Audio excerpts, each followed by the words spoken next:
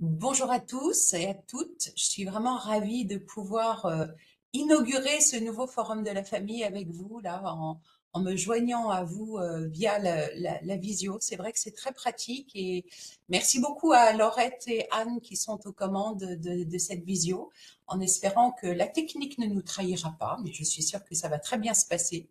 Et puis, comme Laurette l'a évoqué précédemment, hein, il y a toujours un replay, donc pour celles ou ceux qui ne pourraient pas suivre cette intervention en entier, vous savez qu'il y a moyen d'y revenir. Alors, vraiment, vive ce nouveau forum 2024 avec, vous le savez, comme thématique l'amitié. Alors, pourquoi l'amitié? Ça peut paraître un petit peu étonnant, peut-être comme thème, mais en fait, il nous a semblé important de pouvoir évoquer ce thème-là parce que finalement, ça nous concerne tous, quel que soit notre âge, que ce soit des tout petits, justement, comme on va l'évoquer aujourd'hui, jusqu'aux plus anciens de nos familles. On sait à quel point l'amitié est quelque chose de fondamental. Donc l'idée, tout au long de ce forum, même si ça ne sera pas un thème exclusif, on va essayer d'explorer un petit peu ce qu'est l'amitié et un petit peu comment ça se passe dans nos vies et puis de se poser des questions, nos vies à nous, la vie de nos enfants, la vie de nos parents. Voilà, je pense qu'il y a matière à vraiment passer un bon moment de réflexion et de partage autour de cette thématique. Donc tout de suite, pour ne pas retarder cette première visio qui risque d'être passionnante. Donc, on accueille Madame Laura de Montao, qui est ici, qui va se présenter. Merci beaucoup, Madame, de votre présence. Et puis, pour évoquer, justement, commençons par le commencement, pour évoquer les amitiés de nos tout petits. Est-ce que vraiment les tout petits ont des amitiés, ont des amis? Vous allez nous en parler pendant toute cette visio. Je vous souhaite à tous et à toutes un très bon moment d'écoute et de partage. Et puis pour ma part, ou on se retrouve sur d'autres visios dans les jours qui viennent, ou alors on se retrouve le samedi 15 pour ceux qui le peuvent à l'espace Gérard Philippe ou à l'espace Saint-Paul, où je serais ravie de vous retrouver pour qu'on puisse continuer à euh, échanger sur cette thématique. Très bonne journée à vous, très bonne visio et à très bientôt. Merci Manuel. Bonjour à tous et enchantée. Merci beaucoup Madame Aubrin, merci Laurette, merci Anne. Un grand merci à tous et bonjour à tous et à toutes. Je m'appelle Laura Damontao. Je me présente très succinctement avant de vous partager mon écran et qu'on commence cette session. Donc je m'appelle Laura Damontao. Je suis spécialisée dans la qualité des relations adultes-jeunes enfants. Donc, j'interviens auprès des parents et des professionnels de la petite enfance. Pour les professionnels de la petite enfance, j'interviens en formation initiale et en formation continue sur des sujets qui relèvent de la qualité des relations au quotidien. Donc, ça peut être les émotions, l'autorité, l'estime de soi, etc.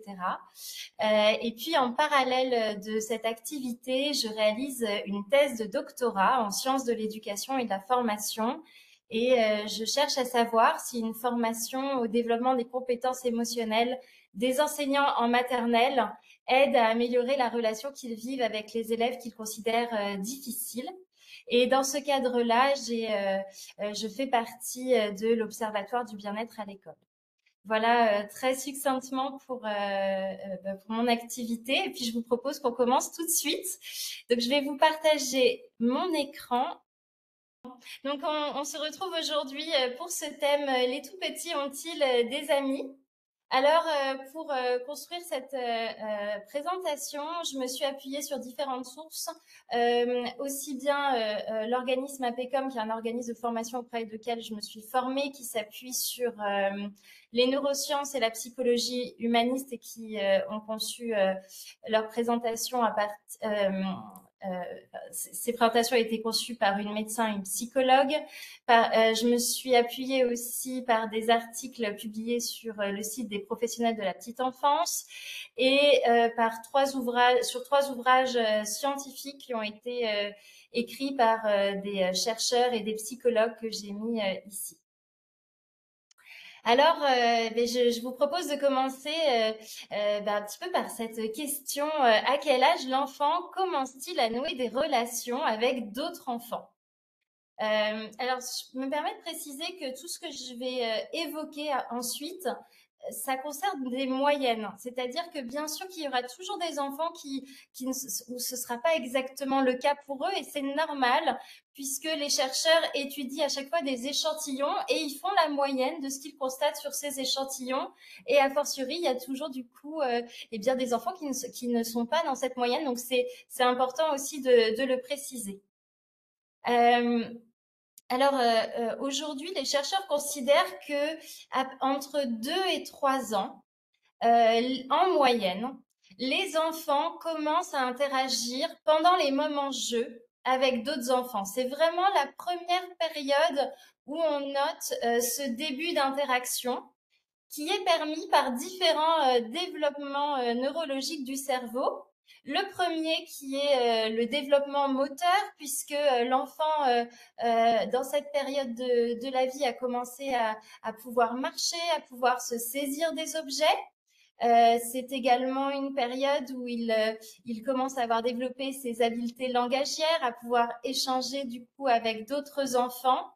Et puis, un mécanisme qui est vraiment très important dans cette première période d'interaction, de jeu, c'est l'imitation. Nous possédons en tant qu'être humain des neurones miroirs, et donc l'enfant dès tout petit utilise ces neurones miroirs pour imiter alors au début l'adulte, les adultes qui l'entourent, et puis assez rapidement les autres enfants, ceux qui ont dans les mêmes âges que lui. Et ces éléments-là vont vraiment lui permettre de débuter du coup des premiers instants jeu. Ce qui est important de noter, c'est que ça reste une période où l'enfant a un cerveau très immature. J'ai prévu dans la présentation de parler un tout petit peu du développement du cerveau. Et de ce fait, il vit de vraies tempêtes émotionnelles. J'ai repris le terme de Catherine Guéguen qu'elle utilise dans son livre, je ne sais pas si vous connaissez, pour une enfance heureuse. Donc elle parle de tempête émotionnelle, c'est-à-dire que son cerveau est très immature et que de ce fait, c'est très difficile pour un petit enfant de cet âge de faire face à la frustration. Et a fortiori, quand on commence les moments jeux avec d'autres enfants, eh bien, il y a la question du partage des jouets, par exemple. Et donc, c'est pour ça que je parle de premier instant jeu, puisque c'est difficile comment dire, ça reste une période difficile de partager des jeux, de ne pas saisir un jouet de force. Voilà, ça reste encore, le cerveau est encore très immature, et de ce fait, c'est une période où l'enfant va très vite se retourner vers l'adulte référent, celui qui l'entoure, que ce soit les parents, les grands-parents, la nounou, les professionnels de crèche, selon le lieu où il est, pour justement s'apaiser, se calmer, se réconforter. C'est du fait du coup de cette immaturité de son cerveau, et que le partage génère une limite, une frustration, et donc forcément lui fait vivre cette tempête émotionnelle. Et donc, il y a une deuxième période que les chercheurs considèrent comme vraiment une période qui va jouer énormément dans le début des liens d'amitié. C'est la période qui va de 3 à 5 ans, où en fait, l'enfant va développer la fréquence de ses moments jeux avec ses camarades. Donc, il va pouvoir un tout petit peu plus se décentrer de l'adulte. Et également, il va développer la qualité de ces moments jeux avec ses camarades. Pourquoi ? Parce que c'est déjà une période où l'enfant est un petit peu plus en capacité à gérer sa frustration, à attendre son tour. Donc, il va pouvoir un petit peu plus attendre et demander est-ce que je peux avoir ce jouet, plutôt que de les saisir de force. Donc cette capacité-là arrive en moyenne plutôt entre 3 et 5 ans. c'est aussi une période où l'enfant va pouvoir vraiment profiter des moments jeux de groupe. Par exemple, le Jacadi dit jaune en cours. Donc voilà, chaque enfant va pouvoir jouer avec l'adulte et du coup, c'est un âge où l'enfant peut se saisir de ce genre de règles et profiter avec d'autres camarades de ce type de jeu avec l'adulte. Ce qui se passe aussi, alors forcément, en général, c'est aussi une période où le langage est acquis, donc c'est beaucoup plus facile d'interagir avec les autres enfants. Et puis, c'est une période où l'imaginaire s'est beaucoup développé. Souvent, c'est une période où les enfants ont des amis imaginaires et ils vont pouvoir commencer à construire un petit peu des jeux de simulation où ils vont imaginer des scénarios avec leurs poupées, avec leurs jouets, avec leurs dinettes, etc., où chacun va avoir un rôle. Et forcément, tout cela crée des moments de complicité, qui vont aider à nouer ces liens d'amitié. Donc, c'est vraiment plutôt à partir de 3-5 ans que tout ça se met en place. Et donc, on est vraiment plutôt à la période de la maternelle qu'à la période de plus petite enfance, crèche, par exemple. Alors, j'avais envie de vous évoquer les facteurs qui favorisent ce développement. Alors, je l'ai évoqué un tout petit peu au début. Le premier facteur, c'est bien sûr le développement neurologique de l'enfant qui est unique. Et ça, c'était important pour moi de l'évoquer parce que on a eu la croyance pendant très longtemps, à fur et à mesure que la recherche avance, eh bien, on remet en question des premières hypothèses et notamment les neurosciences. Hein, le fait de pouvoir avoir l'imagerie du cerveau nous a permis de vraiment développer nos connaisses et de se rendre compte eh bien, qu'il n'y a pas un seul développement, mais des développements chez l'enfant et que le rythme et la progression de ces développements va être unique pour chaque enfant. Donc, vous avez un développement moteur, donc la marche, se saisir des objets, etc. Vous avez un développement émotionnel, donc tout ce qui est lié à la capacité à vivre ses émotions. Vous avez du coup un développement social, avoir envie d'aller vers l'autre, d'avoir envie d'aller, par exemple, vers d'autres enfants, d'interagir avec eux. Vous avez le développement du langage, de la motricité fine, donc comme le fait de pouvoir tenir un crayon, un crayon de couleur, un pinceau, le mot ne me venait plus, etc. Et donc, en fait, eh bien, vous avez certains enfants, les développements vont être plus rapides, par exemple, sur la partie du langage et plus longs sur la partie motrice. D'autres vont commencer plus rapidement ou un rythme, oui, plus rapide à développer leur développement émotionnel, social et un peu moins rapidement la partie motricité fine. Et donc, tout ça est normal. Les développements vont se faire, mais au rythme unique de chaque enfant. Donc, on ne peut pas comparer les enfants entre eux. C'est pour ça que c'était important pour moi de préciser en amont que c'était des moyennes, puisque vraiment, ce développement est unique pour chaque enfant. Et comme vous le voyez, en fait, on n'est pas sur un développement marche d'escalier, on est sur un développement en spirale, c'est-à-dire que les chercheurs se sont rendus compte que dans le développement des enfants, il y a à la fois des phases d'évolution, des phases de stagnation, voire des phases de régression, avant de vivre une nouvelle progression. Et certains événements de vie, par exemple, si l'enfant a 3 ans et que il est l'aîné, par exemple, et qu'un petit frère et une petite sœur arrivent, eh bien forcément, l'arrivée de cet événement va générer le fait qu'il va avoir besoin de développer fortement sa partie affective et sociale au sein de son foyer. Et donc, ça peut mettre d'autres développements un petit peu en pause pour laisser la place à ce développement de le faire en lien avec l'environnement qui s'est produit. Avec l'événement, pardon, qui s'est produit. Alors, je voulais aussi, je disais quels sont les facteurs qui favorisent justement ces liens d'amitié. Donc, il y a ces développements neurologiques qui sont uniques à chaque enfant. le développement émotionnel et social, donc le fait d'être en capacité de coopérer avec l'autre, d'avoir envie d'aller vers l'autre, donc de pouvoir aussi un petit peu gérer sa frustration, de comprendre que l'autre est un individu à part entière. Donc tous ces éléments-là sont vraiment liés au développement émotionnel et social. Et là, les adultes qui entourent les jeunes enfants jouent un rôle primordial pour accompagner ce développement. Donc, il va avoir lieu au rythme et dans la progression qui est celle de l'enfant, qui est unique, mais l'adulte va avoir un rôle crucial pour favoriser ce développement au rythme qui est celui de l'enfant. Et ce rôle, c'est les chercheurs parlent de soutien émotionnel quand l'enfant vit des émotions difficiles. Alors, je ne sais pas si vous en avez entendu parler, tout ça est issu de la théorie de l'attachement de Bowlby, qui a à peu près 80 ans aujourd'hui, puisque elle a été énoncée dans les années 60 par Bowlby, qui était un médecin psychiatre, et qui s'est rendu compte que, en fait, il existait un besoin primaire chez l'être humain de façon générale, mais en particulier chez le jeune enfant qui est très vulnérable lorsqu'il arrive au monde et dans ses premières années de vie, son cerveau est encore très immature, donc il a encore peu d'autonomie.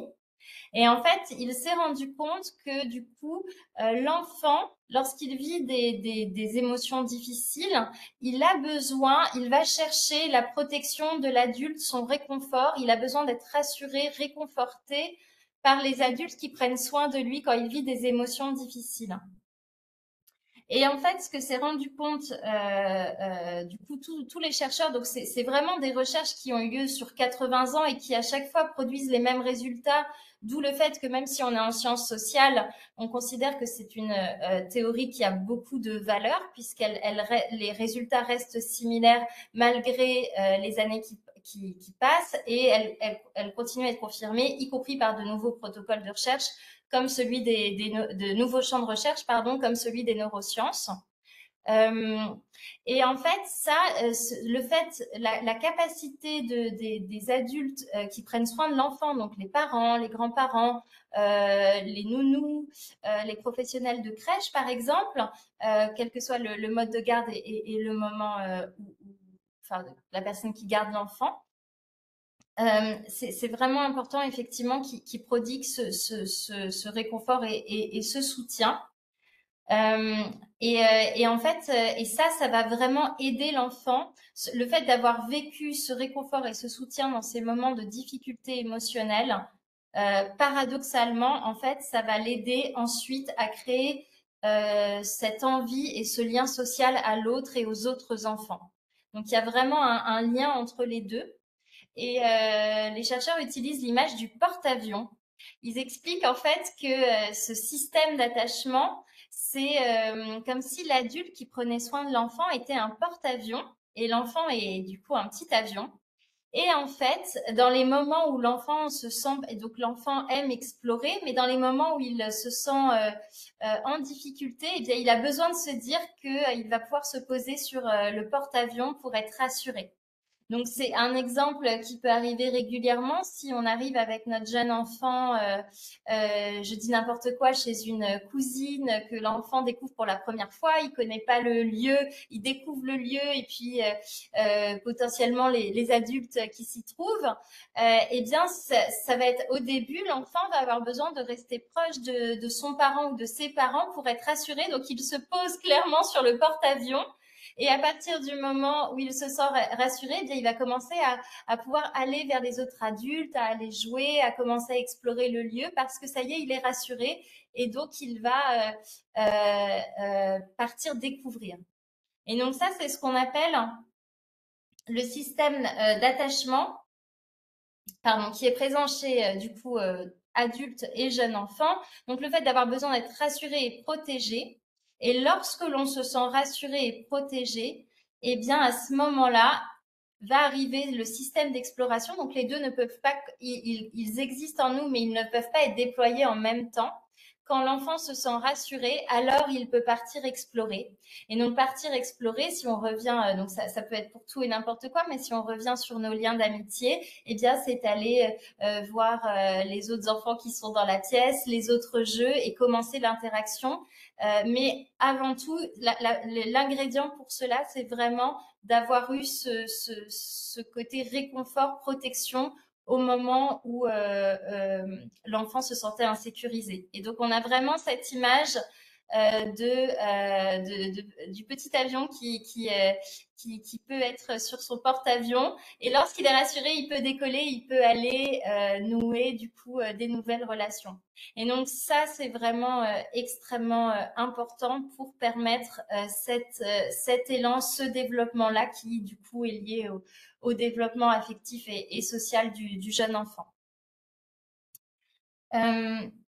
Je voulais également aborder dans cette présentation, pour moi c'est très important parce que ça fait partie de mes recherches de thèse, le cas des enfants, des jeunes enfants, pour qui on considère qu'ils ont les adultes qui les entourent considèrent qu'ils ont un comportement très difficile. Je précise que ce sont plutôt dans le cadre d'enfants où ce comportement particulièrement difficile, qui peut être un comportement agressif vis-à-vis des autres enfants, un comportement hyperactif, n'est pas lié à un vécu douloureux dans le foyer, mais est lié à voilà, un développement qui prend plus de temps sur la partie émotionnelle et sociale du point de vue neurologique et qui fait qu'il y a ces comportements ces comportements qui sont répétés à haute intensité. Pour moi, c'est très important de l'aborder parce que c'est tant que effectivement ces comportements sont là, ça va être plus difficile pour ces enfants de nouer des liens d'amitié, c'est ce qui est constaté. Mais pour autant, c'est une phase de leur développement et je vais vous présenter une recherche qui est issue du livre que parmi les livres que je présentais en début de la présentation, donc qui a été écrit par Isabelle Roskam, qui est une psychologue clinicienne canadienne et qui est également directrice du laboratoire de recherche de psychologie à l'Université catholique de Louvain. Donc c'est assez intéressant parce qu'elle a à la fois la connaissance terrain et la connaissance théorique. Et en fait, elle a mené une étude sur 120 familles qui avaient un enfant entre 3 et 5 ans et qui étaient venus consulter un psychologue du fait d'un comportement de l'enfant jugé comme très difficile. Et donc, elle a suivi ces enfants sur 3 ans. Donc, c'est ce qu'on appelle une étude longitudinale. Et ce qui est vraiment super, c'est qu'elle a pu observer les interactions des adultes référents autour de ces enfants. Donc, que ce soit des observations en cabinet avec le psychologue, des observations à l'école, donc avec l'enseignant, au sein de la classe et pendant la récréation, et puis des échanges avec les parents. Donc on est vraiment dans des cas vraiment encore une fois sur des comportements très très difficiles où les parents vont consulter pour un jeune âge le psychologue.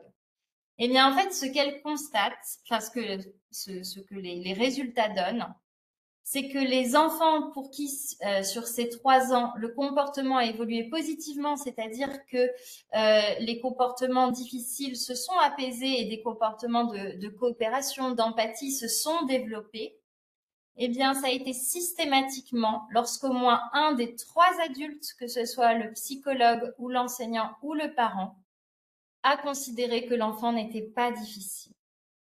Et ça, pour moi, c'est vraiment très important parce que ça montre tout ce que l'on peut apporter nous en tant qu'adultes.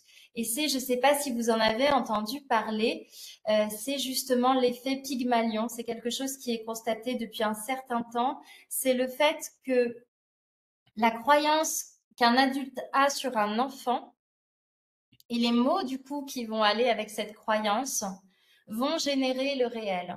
Donc, c'est-à-dire que ça n'a rien à voir si on constate qu'un enfant a un comportement difficile et que du coup, eh bien, on se dise, bah voilà, c'est voilà, mon enfant, il est agressif et puis bah c'est dans la famille, c'est comme ça, c'est dans son ADN et ça changera pas. Donc, si on se le dit soit ainsi ou si on se dit, eh ben mon enfant, en fait, bah là, il est le développement émotionnel et social prend du temps. Je l'accompagne, mais je sais que ça va advenir. Et effectivement, en fait, c'est vraiment se rendre compte que la pensée a un effet sur le réel et en l'occurrence sur les enfants.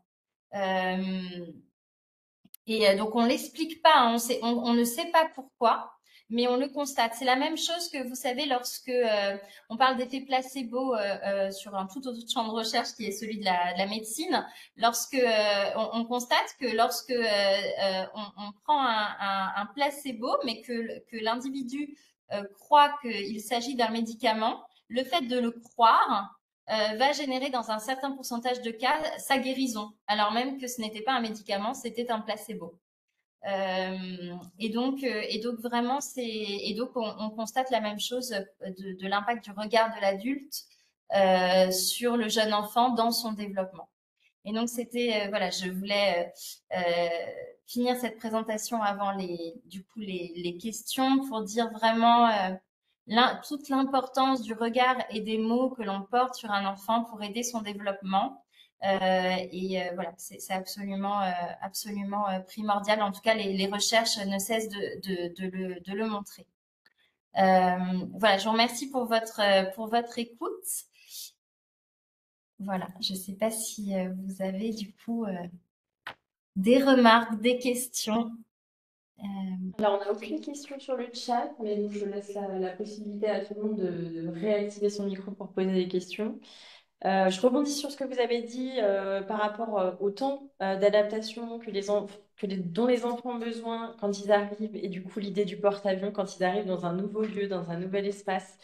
C'est quelque chose qu'on constate beaucoup, alors à titre personnel en tant que maman, mais aussi à titre professionnel à la maison de la famille, où on voit à l'arrivée, voilà, ce temps des enfants nécessaire à l'observation. On sait que les adultes ont aussi besoin de ce temps-là pour se sentir à l'aise. Donc, on voit aussi vraiment la nécessité du temps porte-avions dans les bras des parents ou à côté pour observer, voir ce qui se passe et ensuite pouvoir aller explorer l'activité, la rencontre. Donc, c'est vraiment quelque chose qu'on observe beaucoup. Et on rassure aussi beaucoup souvent les parents sur le nécessaire temps quel que soit le temps nécessaire pour l'enfant. En vrai, c'est une étape obligatoire souvent pour eux et c'est OK avec ça. Tout à fait. Et c'est même, je précise que c'est même très sain. C'est même voilà, c'est ce que je suis pas partie dans le détail de l'attachement, mais c'est ce que les chercheurs considèrent comme un attachement sécure. Donc c'est très très sain. C'est vraiment une étape de sécurisation intérieure de l'enfant. Alors, toujours pas de questions. N'hésitez pas, dans le chat, on peut les répercuter. Je rebondis sur une deuxième chose que vous avez abordée là ce matin, c'est l'effet Pygmalion. Et en fait, dans l'idée, enfin, le projet est super, mais c'est vrai qu'en tant que parent, on sait que c'est difficile justement de mettre ces projections de côté. Et je pense que là, c'est souvent pour nous, en tant que parents, le point un peu de difficulté. Et je me demandais comment vous pouviez guider ou conseiller les parents sur justement comment je fais, par exemple, donc là, c'est sur les interactions, pour sortir de ce truc où je pourrais me dire, bah, là, il est agressif encore, bah, là, ça marche pas encore, il est encore en train de se disputer. Voilà, je ne sais pas si vous pouvez tirer deux, trois ficelles pour justement arriver à sortir de cet effet miroir. Oui, avec plaisir. Et oui, je me doute que c'est pas évident du tout, surtout qu'il peut facilement y avoir le regard et le jugement d'autrui, enfin, si par exemple l'enfant est gardé au sein d'une structure type crèche, il y a les autres parents. Enfin voilà, c'est particulièrement difficile, donc je me doute. Euh, En fait, ce qui, selon moi, moi, voilà, je vous donne l'important, c'est de ne garder que ce qui parle à chacun, parce que personne ne détient la vérité absolue. Donc, c'est vraiment important de prendre ce qui résonne juste pour nous. C'est selon moi de prendre par exemple, enfin moi je vous dis ce qui m'aide, de prendre des exemples où nous-mêmes on était déjà en situation d'apprentissage et on a pu prendre du temps par rapport à d'autres. Alors je vous donne un exemple qui était le mien. Moi j'ai mis 60 heures pour réussir à conduire, c'était d'une longueur infinie. Et alors que d'autres, bon, en 20 heures, ils passent le permis et tout est OK. Et donc, c'est dire qu'on est tous unis, qu'on a tous un développement qui est propre à nous. Et ça ne dit rien de notre valeur, de notre estime. Ça dit juste qu'il y a des domaines où on a plus de facilité que d'autres et c'est comme ça. Mais c'est à force de répéter, d'accompagner. Si j'avais eu effectivement comment dire, comment on appelle ça, pas un moniteur qui avait été très dur envers moi, bah, ça m'aurait encore plus bloqué en fait, parce que j'étais déjà pas sûre. Alors que le fait qu'il y aille pas à pas et qu'il s'adapte à mon apprentissage, ben, aide en fait à se sécuriser et à y aller pas à pas. Donc pour moi en tout cas, ça m'aide de me mettre dans des situations que j'ai pu vivre auxquelles je peux quand on commence un nouveau travail et que on ne connaît rien et bah forcément on s'imagine bien que selon comment des collègues avec plus d'ancienneté ou le ou la manager va nous accompagner, ça va jouer dans la façon dont on va se sentir sécurisé et donc on va pouvoir plus facilement développer des compétences. Donc pour moi, en tout cas, ça m'aide de me mettre dans ces moments-là que j'ai pu vivre pour me dire, bah voilà, en fait, là, sur ce sujet-là, mon enfant, il vit la même chose. Et donc, bah, si je crois en lui, au fait, bah voilà, ça sera le temps qu'il faudra, comme pour marcher, comme pour développer le langage. Ce sera son temps à lui, je vais l'accompagner et l'aider.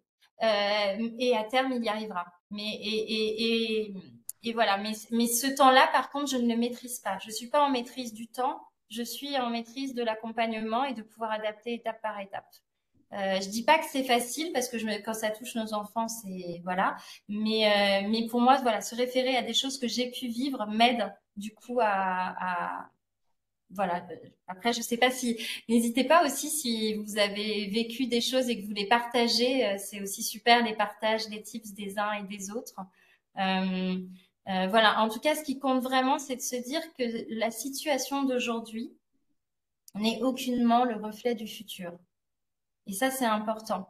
On considère dans le domaine de la psychologie, on ne met absolument pas une étiquette sur un enfant. On ne va pas parler de personnalité avant 6-7 ans parce qu'il y a tous ces développements que je vous ai montrés et le rythme qui est particulier à chaque enfant, qui fait qu'on ne peut pas étiqueter un enfant, c'est pas possible, ce serait complètement erroné et enfin comment dire, ce serait l'inverse de ce qu'il faudrait. Donc c'est vraiment c'est plutôt les croyances de chacun de se dire voilà de porter un regard particulier si un autre parent se dit ben voilà, votre enfant est très comme ceci ou très comme cela, de reprendre et de dire non, en fait, il prend du temps dans son développement, mais il est absolument pas comme ça. Voilà, on est aussi, on fait partie des premières générations aussi à avoir un regard qui change. Et du coup, c'est pas évident parce que effectivement, on n'acquiert pas tous ces connaissances au même rythme aussi en tant qu'adulte. Ok, ok. Donc la verbalisation, l'idée du porte-avions, là, elle revient vraiment d'être dans une sécurité, de pouvoir rassurer l'enfant, s'appuyer sur ses compétences et son besoin de temps pour développer ses compétences d'interaction. Et peut-être je rajoute aussi des fois de croiser les regards avec des grands-parents, des amis qui vont pouvoir du coup sans avoir les mêmes craintes, peurs qu'on a pour son enfant qui peuvent des fois être importantes et venir nous envahir. Des fois le regard des gens autour de nous peuvent aussi être un modérateur de nos craintes et de nos projections. Et je pense que dans la thématique aujourd'hui qu'est l'amitié, cette notion de pouvoir aussi voir les autres autour de son enfant interagir avec lui et porter un regard, évidemment dans le contexte où ils sont bienveillants, ça peut être très positive.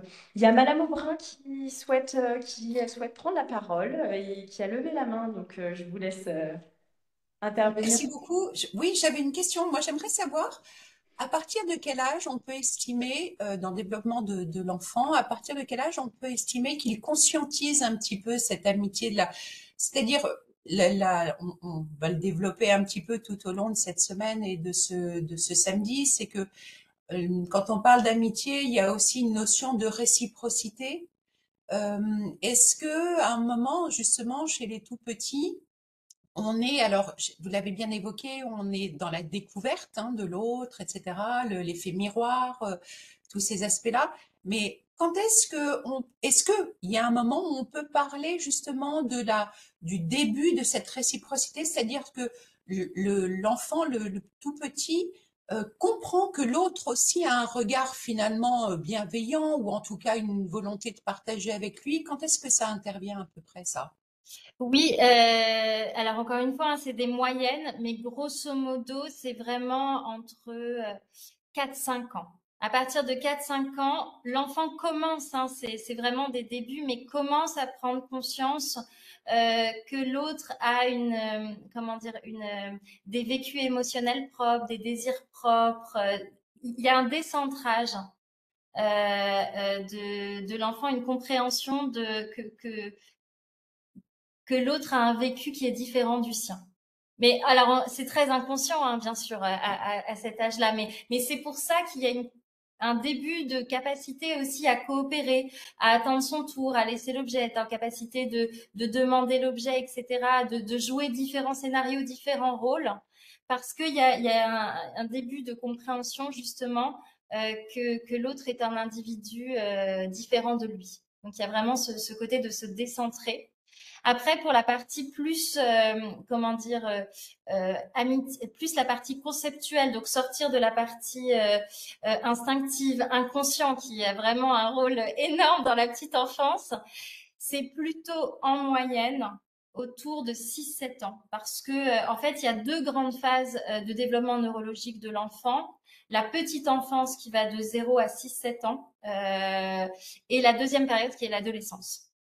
Donc c'est pour ça que c'est aussi un moment difficile, mais parce que ce sont deux grandes phases de développement. Il y a à peu près un tiers des circuits neuronaux à l'adolescence qui se restructurent d'un point de vue émotionnel. Donc c'est pour ça que voilà. Mais à partir de 6-7 ans, l'enfant a beaucoup plus accès à ce qu'on appelle la partie haute de son cerveau qui aide à la réflexion, à la conceptualisation. Et donc c'est pour ça qu'on appelle cet âge d'ailleurs l'âge de raison. Donc il a beaucoup plus accès à sa raison. Et donc, il va pouvoir aussi avoir, enfin oui, toute cette partie réflexion et donc également réflexion en termes de qui est l'autre. Mais ça, du coup, ça arrive donc plutôt là en début d'élémentaire. Et d'ailleurs, je ne l'ai pas précisé, mais j'en profite. Ce qui est assez intéressant par rapport à l'effet Pygmalion, donc ça me fait penser par rapport à l'élémentaire. C'était le fait que, en fait, c'est des chercheurs qui aux États-Unis, donc c'est une étude bien sûr qu'on n'a plus le droit de reproduire aujourd'hui, qui en fait bon, avait été allés voir des classes dans des milieux particulièrement défavorisés et ils avaient fait passer des tests de QI en début d'année à des enfants à toutes les âges, donc CP, CE1, enfin l'équivalence pour les États-Unis, CP, CE1, CE2, CM1, CM2. Et puis, ils en avaient pris 5 pour chaque classe au hasard. Et ils avaient fait croire à l'enseignant que non seulement ce test était révolutionnaire, un test d'Harvard qui venait de sortir, etc., ce qui était faux, Et ils avaient fait croire que ces 5 enfants avaient obtenu un résultat qui montrait qu'ils étaient surdoués et qu'ils auraient du coup un potentiel de développement pendant l'année absolument extraordinaire. Et ce qui s'est passé, donc ils ont fait ça donc pour 5 enfants par classe pour chacune de ces classes et que ils ont repris, ils ont refait un test de QI à la fin de l'année. Et effectivement, le différentiel entre les autres, donc pour tous les enfants, le différentiel entre les autres enfants et ceux à qui on avait dit à l'enseignant, donc c'était faux, hein, mais qui croyaient qu'elle avait des enfants surdoués dans sa classe, est gigantesque, notamment en CP et CE1, et l'écart commence à se réduire à partir du CE2, CM1, CM2. Donc ça montre aussi que l'enfant, à partir du coup de 8, 9 ans, commence aussi à s'appuyer sur d'autres regards que celui de l'adulte, et notamment encore plus ses pairs, ses camarades, pour construire son estime, sa personnalité, se développer en tant qu'individu. Super. Très intéressant cette recherche. On a une question aussi que je partage avant de couper. On a une personne qui demande si dans les enfants compliqués dont vous avez parlé tout à l'heure, est-ce que ça vaut aussi pour les enfants timides qui n'osent pas? Est-ce que Oui, oui, oui, oui, oui, oui, tout à fait. Alors comment dire, sa recherche ne portait pas sur, c'est ce qu'on appelle en recherche, on appelle ces comportements donc plutôt agressifs, hyperactifs, on appelle ça des comportements externalisés. Donc elle, ça portait sur ces comportements-là spécifiquement son étude, mais vous avez effectivement des enfants qui sont plus timides, qui sont plus qui ont plus de difficultés à aller vers l'autre. Là, on parle plutôt ou des fois qui ont besoin aussi de plus rester avec l'adulte plus longtemps pour se sentir sécurisés. On parle plutôt de comportements internalisés. Et donc c'est la même, en fait c'est les deux faces d'une même pièce, c'est-à-dire que vraiment comment dire, le comportement se manifeste différemment, mais dans les deux cas, ça montre que pour le moment, le développement affectif, social, eh bien, est en cours de développement et prend son temps, prend le rythme qui est le sien. Et donc l'accompagnement de l'adulte également à ce niveau-là va être clé, et notamment ce côté, notamment mais pour les deux, le côté sécurité, là vraiment l'attachement est très important, le fait de sécuriser l'enfant va vraiment aider derrière à développer cette autonomie d'aller vers l'autre.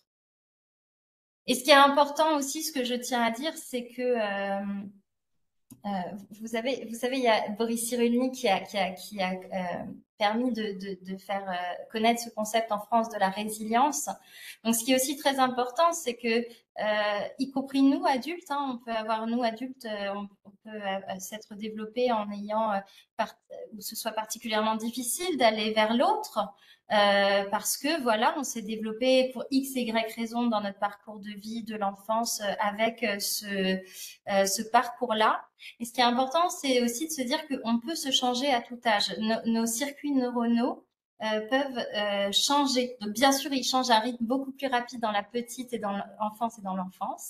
Mais nous aussi, on peut se changer. Rien n'est figé dans la vie. Et ça, c'est la magie de notre cerveau. Bien sûr, ça prend du temps. C'est comme si on plantait une graine dans un champ où il y avait déjà des arbres.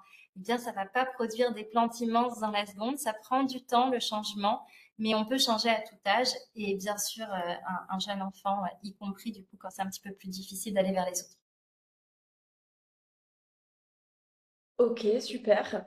Merci pour cette réponse. La personne vous remercie sur le chat. Il n'y a pas d'autres de questions qui ont été soulevées par les participants.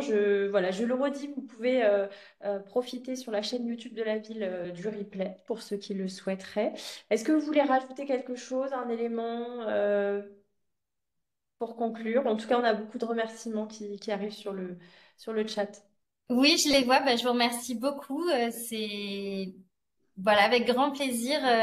Non, j'ai pas particulièrement de mots de fin, si ce n'est que je vous remercie beaucoup de m'avoir permis d'intervenir pour cette journée. Je suis vraiment ravie. Euh, voilà. On vous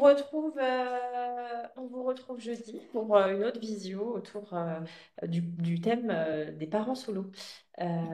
Voilà, donc merci à tous pour votre présence. Vous retrouvez en début du chat tous les liens concernant les conférences qui ont lieu euh, pour cette 13e édition du forum, vendredi et samedi.